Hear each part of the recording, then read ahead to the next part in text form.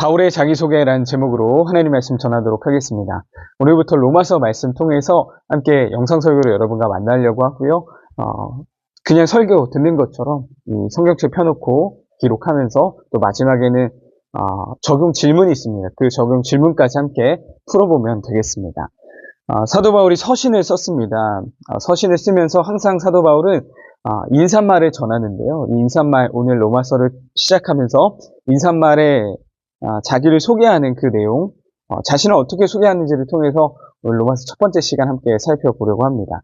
자, 첫 번째는 예수 그리스도의 종 바울은 이라고 하면서 자신을 예수 그리스도의 종이라고 소개하고 있습니다. 자, 종이라는 것은 주인이 있고 그 주인의 종이다. 주인의 노예다라는 표현이죠. 그 주인은 누구라고 말합니까? 예수 그리스도의 종. 나의 주인은 예수님이시고 나는 예수님의 종입니다. 노예입니다라는 고백입니다. 당시에는요, 진짜 종이 있었고 노예가 있었던 시기였습니다. 역사적인 기록을 보니까 당시 로마 시내에만 전체 인구의 3분의 1 가까운 사람들이 노예의 신분으로 있었다라고 기록하고 있어요.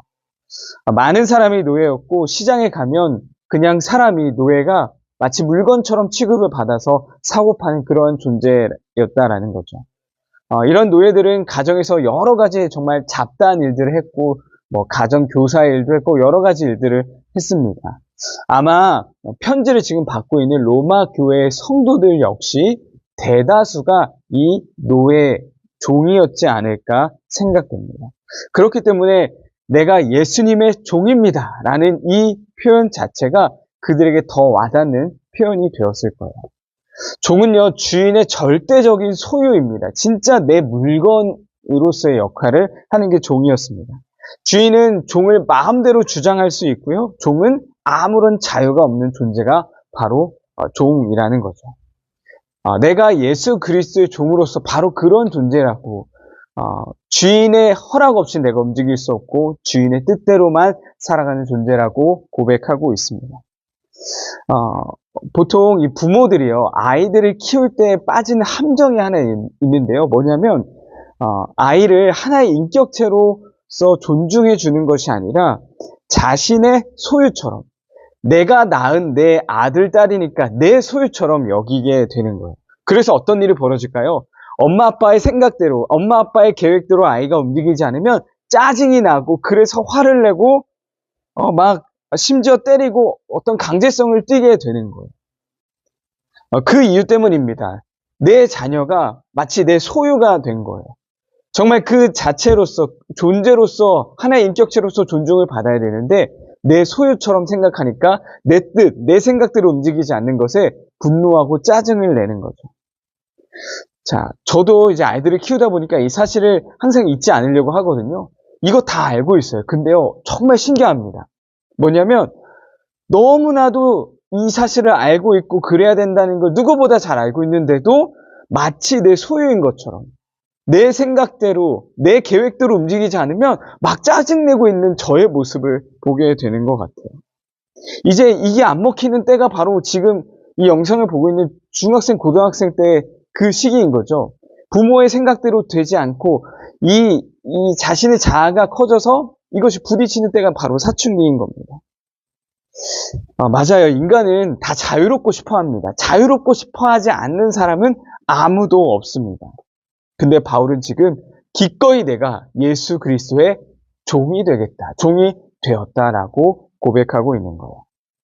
사도 바울이 이전에 어떤 사람이었는지를 알면요, 내가 종입니다 라고 고백하는 그 고백이 얼마나 위대한 고백인지를 더 깊이 그리고 더 크게 다가오게 되는데요. 사도행전 22장 3절 말씀입니다. 친구 한번 찾아보시고 제가 한번 읽어볼게요. 나는 유대인으로 길리기아 다소에서 났고 이 성에서 자라 가말리엘의 문화에서 우리 조상들의 율법에 엄한 교훈을 받았고 오늘 너희 모든 사람처럼 하나님께 대하여 열심히 있는 자라. 자, 자신이 어떤 사람이었는지를 지금 소개합니다. 먼저는 유대인으로서 길리기아 다소 출신이다 라고 합니다. 길리기아 다소는 로마의 한 도시인데요. 로마 이전에 이 다스렸던 헬라의 영향, 그리스의 영향을 많이 받아서 교육적으로도 그리고 문화적으로도 엄청나게 발달되었던 그런 도시였습니다.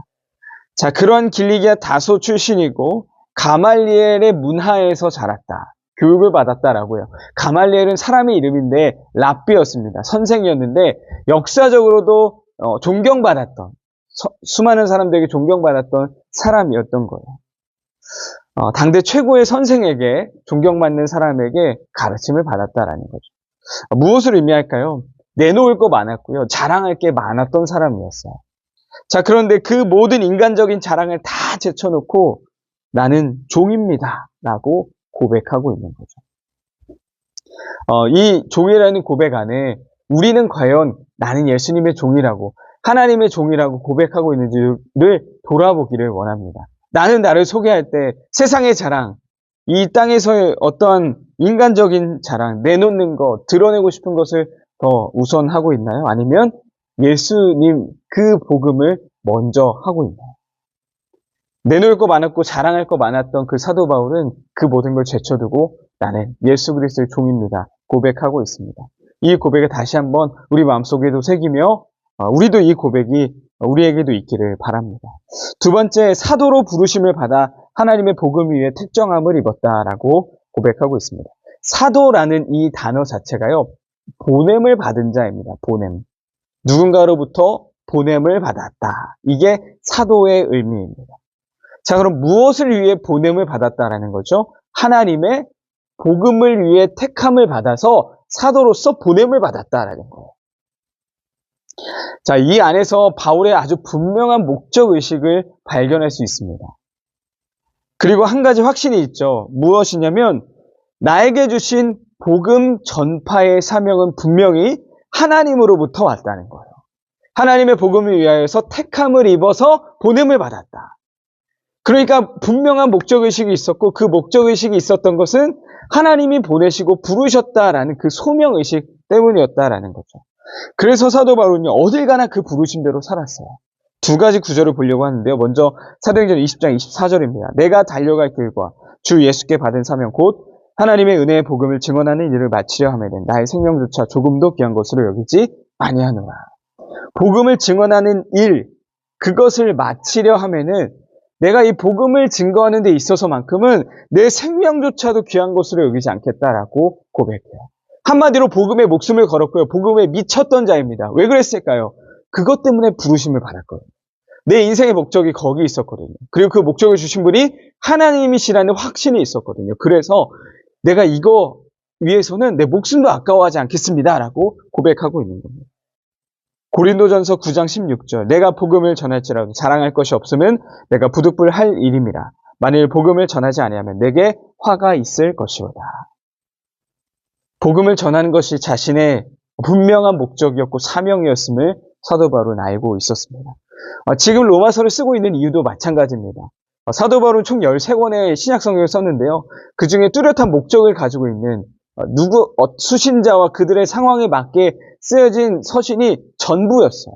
그게 교회들을 위한 고린도전서, 후서, 갈라디아서 이런 교회를 위한 서신이 있었고 자신의 제자들을 위해서 목회적인 목적을 위해서 쓴 서신이 목회 서신들, 디모데 전후서와 디도서가 그런 역할을 감당했는데 그런 것이 아닌 서신이 유일하게 로마서입니다.